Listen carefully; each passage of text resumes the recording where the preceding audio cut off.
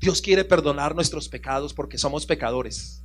Que Jesús murió en la cruz y su sangre tiene tanto poder que siempre nos perdona. Pero hay que hacer cosas que Él manda, que Dios manda, para que nuestros pecados sean perdonados. Porque no basta con decir: perdóname, Señor, piedad. Pero si no hacemos cosas concretas, no hay perdón. ¿Qué es lo primero que hay que hacer que manda Dios a decirle a cada uno de ustedes y a mí? Confiésense si realmente quieren que sus pecados queden perdonados. No hay otra forma sino que ir donde el sacerdote, porque de pronto los protestantes enseñan: ¿y para qué va donde un sacerdote? Pero si es peor de pecador que usted. ¿Quién dijo que arrodillarse ante un hombre para recibir el perdón de Dios, confiese directamente con Dios? Así nos cuenta el padre Emiliano Tardí, que en paz descanse. Ustedes se acuerdan que el padre Emiliano Tardí hablaba como un francés, porque él, su lengua original fue en Canadá el francés. Y entonces el padre Tardí hablaba algo así como: queridos hermanos, yo soy el padre Emiliano Tardí. Y contó lo siguiente, algo tan bonito: hermanos, una vez un pastor evangélico me dijo: padre, ¿cómo es eso de que uno venirse a confesar con un sacerdote y colocarse de rodillas delante de un sacerdote? Eso no existe, eso no es de Dios. Eso de colocarse de rodillas ahí delante de un sacerdote para confesarse. Y el padre Tardí le dijo: no se preocupe, no hace falta que se arrodille para confesarse, yo lo puedo confesar de pie, ¿sí? Hermanos, en San Juan 20:23 está escrito, y eso Dios se lo dijo a los obispos y a nosotros los sacerdotes que colaboramos a los obispos. Ahí se lo dijo en la Biblia a los apóstoles, pero sus sucesores son los obispos, y esa bendición llega para nosotros también, los sacerdotes. Dios dijo, Jesús, porque Él es Dios: lo que ustedes perdonen en la tierra quedará perdonado en el cielo. Oiga, y algo terrible, terrible, es que eso es terrible. Lo que ustedes no perdonen en la tierra no queda perdonado en el cielo. Y eso le digo es porque ustedes dirán: padre, pero ¿cuáles son los pecados que un sacerdote no perdona? Y les digo la verdad: el sacerdote perdona todos los pecados del mundo entero. Los pecados que no son perdonados son los que ustedes no confiesan. O sea, no es culpa del sacerdote, es culpa de ustedes. Si usted no confiesa un pecado, tome para que lleve, como le pasó a la doctora Gloria Apolo, cuando le cayó ese rayo y cuando ya iba rumbo al infierno. ¿Se acuerda que estaba en el purgatorio y comenzó a bajar? Y dice que del purgatorio al infierno comenzó a sentir un olor fétido, horrible. Peor, yo me imagino, que las aguas del río Bogotá, peor que las aguas de donde sale el popis y los orines y todo eso ahí de nosotros. Horrible, dice que sentía: ¿de dónde sale ese olor tan horrible? Y cuando volteó a mirar, ¿sabe de dónde salía ese olor tan horrible? Del alma de ella, porque ella se confesó hasta los 12 o 13 años, algo así. 13 años, hasta ahí se confesó. Por lo tanto, cuando se murió hoy el juicio, todos los pecados desde los 13 años, hasta un pecado que ya no se dio cuenta, dice que tiró una cáscara de banano y que una viejita casi se mata por esa cáscara de banano, y dice, le dijo Dios: donde se hubiera muerto, le caía esa muerte de esa viejita por haber tirado esa cáscara de banano. O sea, todo le salió, todo. ¿Pero por qué le salió todo? Porque no los confesó. Porque no los confesó. Por eso, hermanos, perdónenme, pero no sean tontos. Yo le digo: ¿usted qué prefiere? ¿Un minuto de vergüenza con un sacerdote que al fin y al cabo, mira, a mí se me olvida, por ejemplo, a mí todos los pecados, a mí, y uno con tanto pecado que se va a acordar, ¿cierto? Pero es mejor un minuto de vergüenza con un sacerdote, que 100 años de purgatorio, o incluso quizás el infierno, que ahí sí es terrible, porque de allí nunca se sale. La doctora Gloria Polo iba para el infierno. Es un minuto nada más que dura la confesión. Entonces Dios me lo puso en mi mente ahorita: dígale a mis hijos que si quieren ser perdonados, que confiesen sus pecados y ya. Sacaron también ahí, es que por eso yo no volví a ver eso, porque eso es muy horrible. Que dice que el Papa Francisco permite la comunión a los divorciados. Pues le cuento una cosa: es que la iglesia siempre ha permitido la comunión a los divorciados, siempre, nunca se la ha negado. ¿No saben ustedes eso? Lo que la iglesia dice es que los que viven en adulterio no pueden comulgar, porque si están en pecado mortal. A ver, distingamos entre divorcio y adulterio. No es lo mismo me baño en el río que me río en el baño, hermanos. No es lo mismo dolores de piernas que las piernas de Dolores. No es lo mismo huevos de araña que arañar huevos. No es lo mismo. Sí. El divorcio es una persona que libremente se separa de su esposo o de su esposa bajo las leyes del mundo, bajo las leyes de la tierra. Y en la Iglesia Católica se llama separación. Y ahí dice el catecismo que separarse después de haber luchado por un matrimonio no es pecado. Porque antes del Concilio Vaticano tal vez algunos sacerdotes y enseñaba como cierta doctrina a las mujeres: usted se casó, hermana, y le salió un hombre borracho que la golpea, que la viola, y se enseñaba antes: usted tiene que seguir con ese hombre porque así manda la iglesia, así manda Dios. Y resulta que no, la iglesia no manda eso, ni la palabra de Dios, porque el texto de San Pablo dice: el hombre es la cabeza del hogar, pero debe amar a la mujer como Cristo amó a la iglesia. Yo le pregunto: ¿Cristo le golpeó a alguna persona, cogió a golpes a algún hombre, a alguna mujer? Cogió a la adúltera, le dijo: adúltera, porquería de inmundicia, de adúltera, váyase al infierno. Jesús dijo: hijita, nadie te ha condenado, yo tampoco. O sea, Señor, es pura misericordia. ¿Sí? ¿Cierto? Que nuestro Señor nunca le golpeó. Entonces, si San Pablo dice que el hombre es la cabeza del hogar, es porque el hombre debe amar a la mujer como Jesús la amó, dando la vida por ella, dándole cariño, dándole amor, diciendo: mi amor, te amo mucho. Y si ve que la esposa va a cruzar un charco, el hombre se quita la chaqueta y se la tira al piso encima del charco, y la mujer pasa volando. ¡Ah!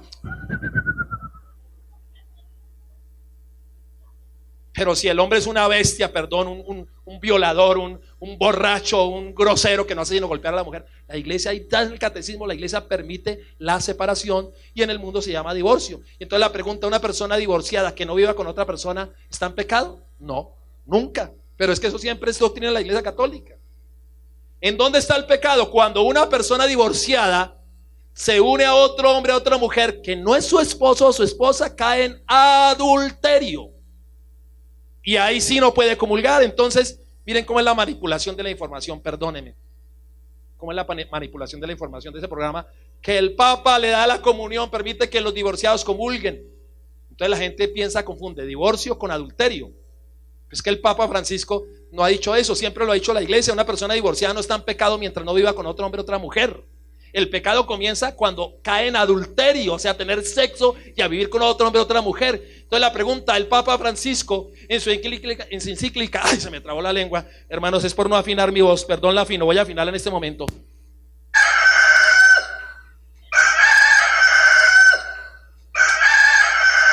Ahora sí ya. En su encíclica Amore Laetitia, que algunos por sacar chistes que amor a Leticia, dicen que el Papa dice que los divorciados pueden comulgar. Nunca dice ese texto, y lo que pasa es que nosotros, por ignorantes, perdónenme, no ustedes, ven ese programa y se lo creen. Entonces dicen: el Papa no es Papa, es anticatólico. Y entonces es lo más contradictorio. Ellos que defienden los dogmas de la iglesia católica, el señor Galat, ¿por qué no defiende el dogma de la infalibilidad? Porque es un dogma de nuestra iglesia católica, que el Papa está guiado por el Espíritu Santo, que es el sucesor de San Pedro y que es el vicario de Cristo, y que Dios le da la autoridad, que lo que ata en la tierra queda atado en el cielo, y tiene las llaves del reino de los cielos. San Mateo capítulo 16. Yo quiero mucho al Papa Francisco. Qué hombre tan santo. ¿Saben por qué? Porque si él peca, peca es por ser misericordioso. Imagínense qué escándalo. ¿Saben qué hizo el Papa? Nos dio permiso a nosotros, los sacerdotes, de perdonarles el pecado del aborto a las mujeres. Pero yo pregunto: oiga, ¿y dónde están esos hombres desgraciados que dejaron embarazadas a esas mujeres y que cometieron aborto? ¿Dónde están? Esos no se confiesan. Y el pecado también le cae a ese hombre, y ese hombre también se puede ir al infierno si no se confiesa de haber permitido un aborto en esa mujer que la dejó embarazada. Miren cómo el Papa fue misericordioso, porque la verdad, miren, yo pienso lo siguiente: muchas mujeres no se confesaban porque tocaba ir donde el obispo o donde cierto sacerdote que el obispo le daba permiso, y a las mujeres, primero, o sea, no tenían tiempo, segundo, decían: no, yo voy allá, ya todo el mundo sabe que fue por pecado de aborto.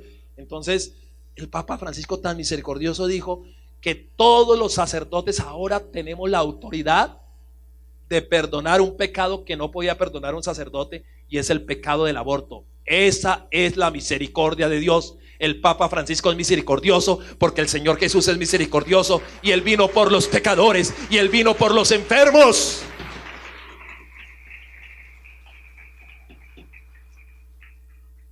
Mis hermanos, Dios puso en mi mente, y con esto termino, que Él dijo que les hablara sobre una segunda forma hermosa de perdonar nuestros pecados. Porque miren, por ejemplo, una mujer que cometió aborto viene y se confiesa y dice: Padre, acúseme que cometí 3, 4, 5 abortos, y tan fácil que es darle la solución: yo te absuelvo de tus pecados, y realmente le quedan perdonados. Pero la pregunta es: ¿cómo queda la psicología de esa mujer? Hasta el cuerpo de ella, ¿cómo queda después de tantos abortos? Queda maltratado.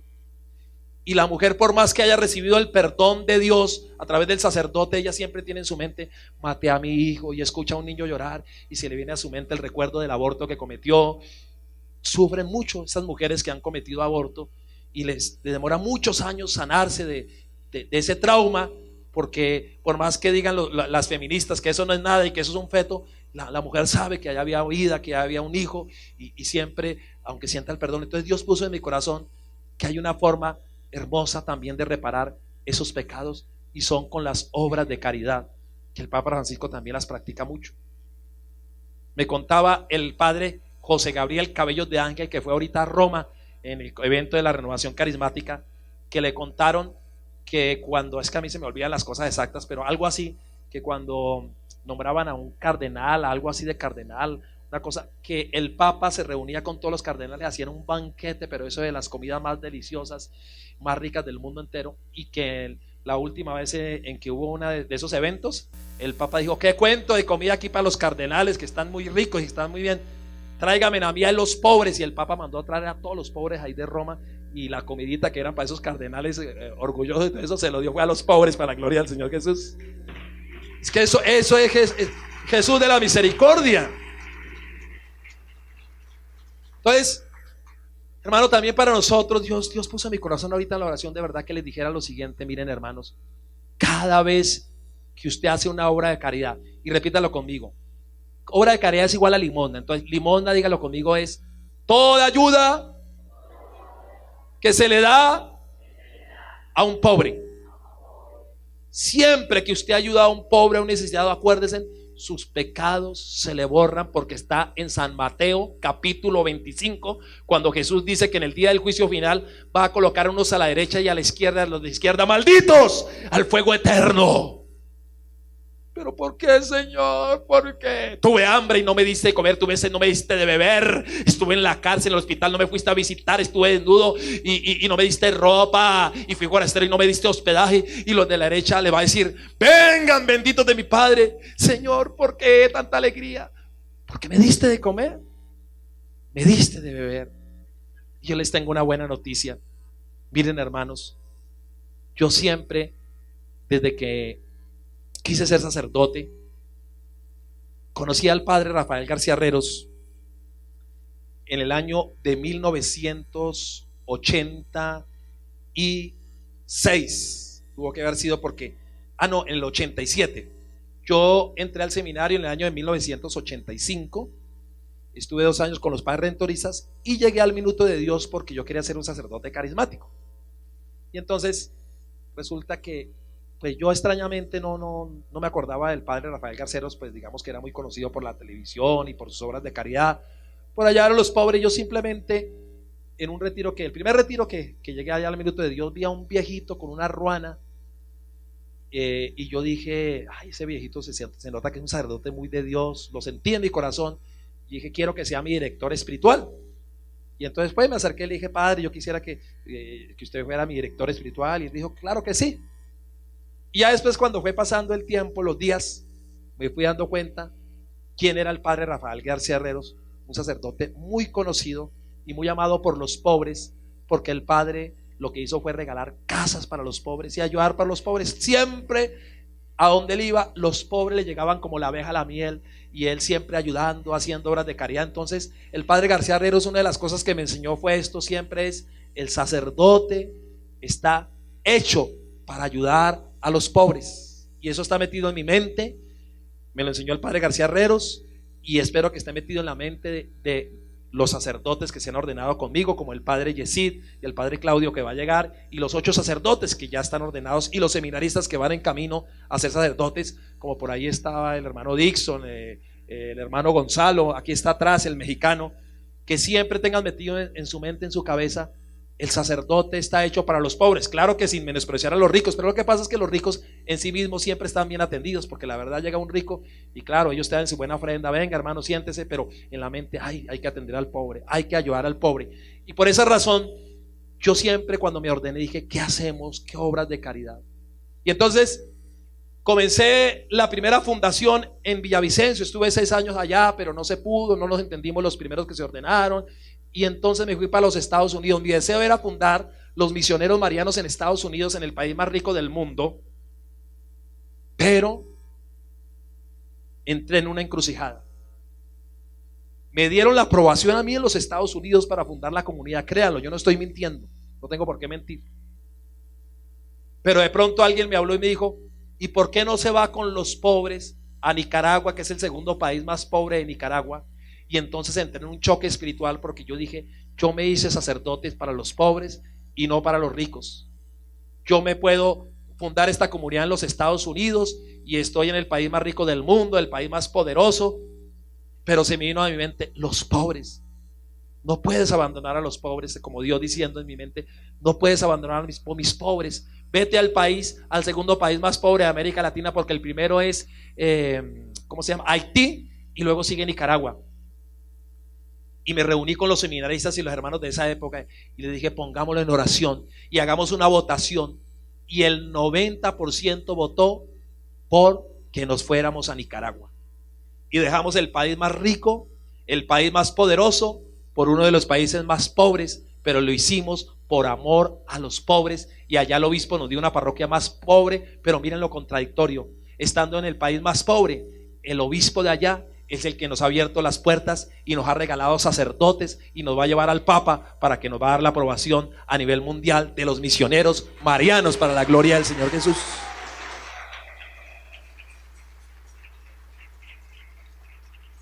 Y entonces me acuerdo que una vez una niña como de 8 años, de 9 años, llegó llorando y diciendo, ay padre, tengo hambre.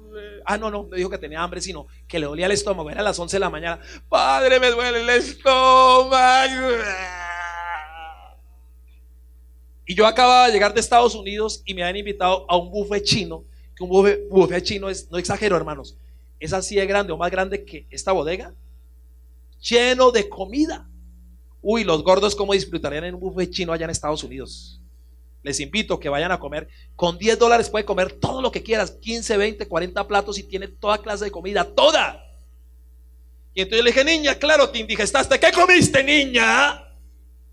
Me dijo, no he comido nada. Yo no lo podía creer, 11 de la mañana, la niña no había comido nada. Y le dije, ¿y tu papá dónde está? Y me dijo, no tengo papá. Y me acordé, dije, desgraciado de hombres que dejan embarazadas a las mujeres, sí, y las dejan ahí tiradas y no responden ni siquiera por los niños. Está bien, si no se entendió con la mujer, abandónela, pero ¿cómo no le va de comer al niño? Y la pobre niña ni siquiera conocía al papá. De ahí por eso me uno con las hermanas, creo que las hermanas Calle, ¿cierto? Que cantaban, no, era Rocío que era un tal Rocío. Yo también soy la hija de nadie. ¿Cómo era que llamaba la que cantaba? Yolanda del Río. Yo es que Rocío de Yolanda, no, Yolanda. Solo cuento con un apellido. Tengo que agradecerle a mi madre. A mi padre ni lo he conocido. Creo que debe de ser un cobarde, de esos tantos que al mundo ha venido.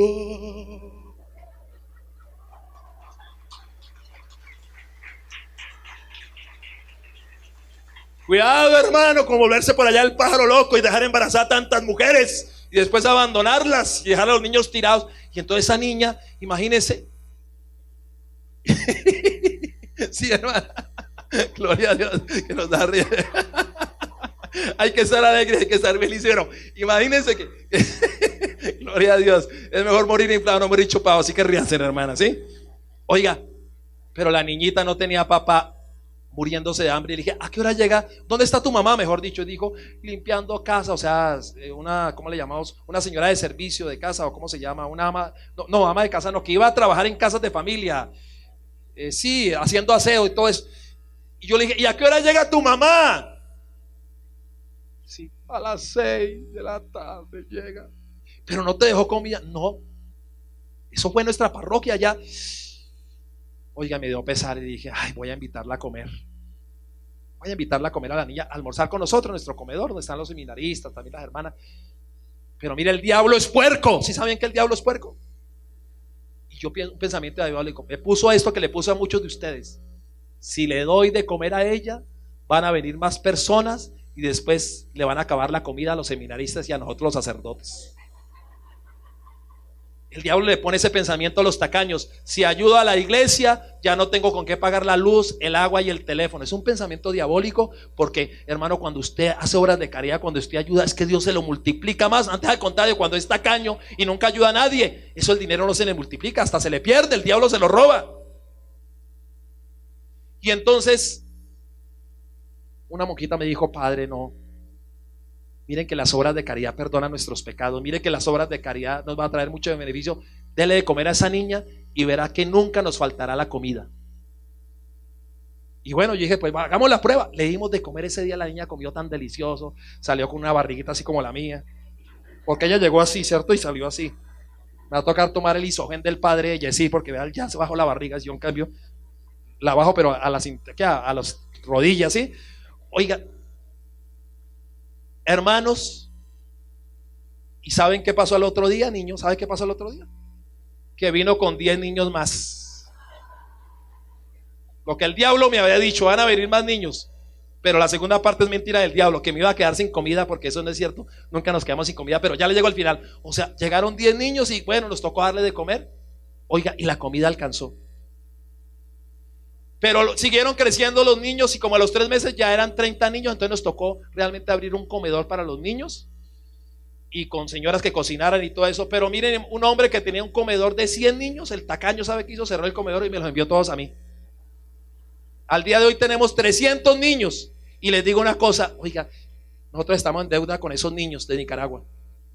Hoy en día nosotros los sacerdotes y las monjitas y los seminaristas comemos más bueno, es gracias a estos niños, porque la gente nos ayuda es por los niños. Pero yo nunca pensé hacerlo por eso, la verdad. Dios sabe que nunca lo pensé, porque yo era por darle de comer a los niños. Pero es donde está la enseñanza bíblica. Mire, la limosna borra el pecado. Las obras de caridad, Dios cómo las bendice, Dios las multiplique. Mira lo que le pasó al santo Tobías, que dice que Tobías, él siempre daba el diezmo. Él estaba comiendo y tenía a su hijo Tobías Junior, le decía, hijito, ve afuera porque yo no puedo comer tranquilo sabiendo que alguien se muere de hambre. Qué sensible era la caridad Tobías. Y le tocaba al hijo levantarse de la mesa y buscar a un pobre, y ahí sí Tobías, papá, podía comer tranquilamente cuando le daba de su comidita también a un pobre. Y pide que por hacer obras de caridad un día, porque comenzaron a matar a los judíos y entonces resulta que le prohibieron enterrarlos, pero él les daba pesar y dijo, no, yo los entierro, porque imagínense, hermanos, que ustedes vean, no, es una cosa, pero perdón esta comparación, pero es horrible lo que voy a hacer, ni que lo voy a hacer de un ser querido, que imagínense a alguien que usted quiere mucho, un amigo, una amiga, y que esté muerto, no pueda enterrarlo, y ver que vienen las aves de rapiña y le arrancan los ojos no, eso es horrible. Por eso él dijo, no se aguantó y comenzó a enterrar a los muertos. Pero no saben lo que pasó, que enterrando un muerto, o sea, por hacer obras de caridad, miren que las obras de caridad también a veces, o mejor dicho, las pruebas llegan, hagamos o no hagamos obras de caridad, porque por hacer obras de caridad no quiere decir que no vayamos a sufrir, siempre sufrimos, pero los que sufrimos por hacer obras de caridad tenemos ganado el cielo, y los que sufren sin hacer obras de caridad tienen ganado el infierno. Pues él enterrando, así abriendo el hueco para un muertico, ¿saben qué pasó? Pasó volando una palomita, un pájaro, y hizo popó en el aire, le dio mal de estómago en el aire, y fue doble, pum, le cayó en un ojo y luego pum en el otro ojo. Ahí dice la Biblia así, y quedó ciego, y luego le quitaron todos los bienes, y luego la esposa le decía, ¿dónde está tu Dios? Ya no decía nuestro Dios, sino tu Dios. Y tantas obras de caridad, ¿dónde están las obras de caridad? Míralo, estás acabado, te quitaron todos los bienes, estamos muriéndonos de hambre. Le decía a su esposa así de terrible, haciéndole renegar de Dios. Ay, Dios mío, ustedes nunca hagan renegar de Dios a nadie. Eso es terrible, hacer renegar de Dios. Pero Dios le envió el arcángel San Rafael, ahí dice la palabra de Dios. ¿Y saben qué pasó?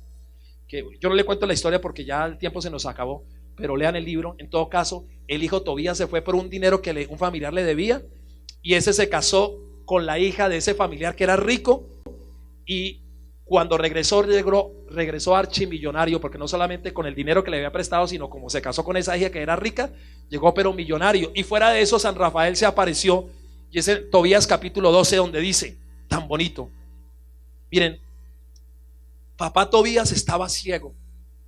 La esposa le decía, ¿dónde están tus obras de caridad? Como le puede pasar a alguno de ustedes que esté pasando por alguna prueba, y alguna mujer aquí muy generosa, el esposo le dice, tanto ayudar a la iglesia para que vea cómo estamos acabados. O viceversa, hay mujeres que son tacaños y el hombre es generoso, y la mujer diciéndole, mira, allá le dio el $1.000.000 al padre, vale, aquí nosotros muriéndonos de hambre. Dios mío, pero miren lo que pasó. Eso está capítulo 12. San Rafael estaba disfrazado de un joven cualquiera, un hombre cualquiera. Pero cuando llegó allá con esa riqueza, protegiendo a Tobías Junior, al hijo, hermanos, San Rafael extendió sus alas y se llenó el lugar de luz, dice así la palabra de Dios. Léalo en Tobías capítulo 12. Y ya le había devuelto la vista sin manifestarse que era ángel, porque le dijo a Tobías Junior que le colocara como algo de un pescado, que se lo colocara en los ojos.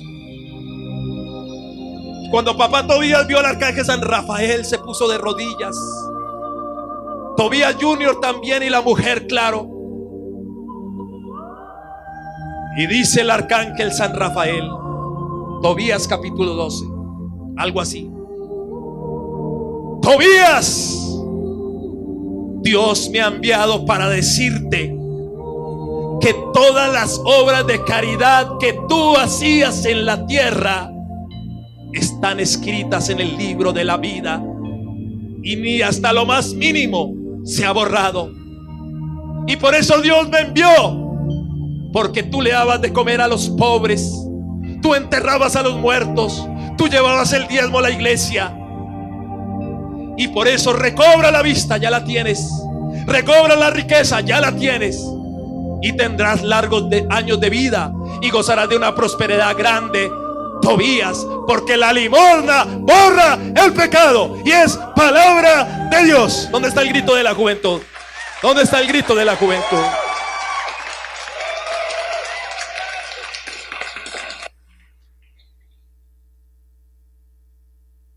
Y hermanos, aquí en Bogotá no podíamos quedarnos sin obras de caridad.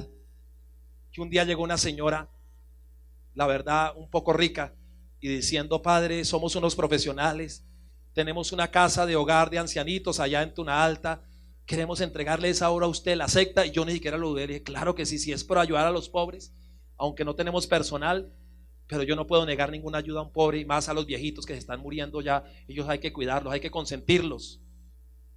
Y comenzamos la obra, y gracias a la hermana Rosa Elvia, que le ha tocado estar solita, no abandonen ese hogar de la tercera edad. Ustedes vayan, visiten allá a Tuna Alta, les queda fácil. Lleven su buen mercado, lleven sus cositas para los abuelitos. Vayan para que miren que es cierto. Y les digo esto es porque Dios puso en mi corazón este mensaje final hoy domingo de este congreso, que pienso que nos ha ido muy bien. La limosna borra el pecado, acuérdense.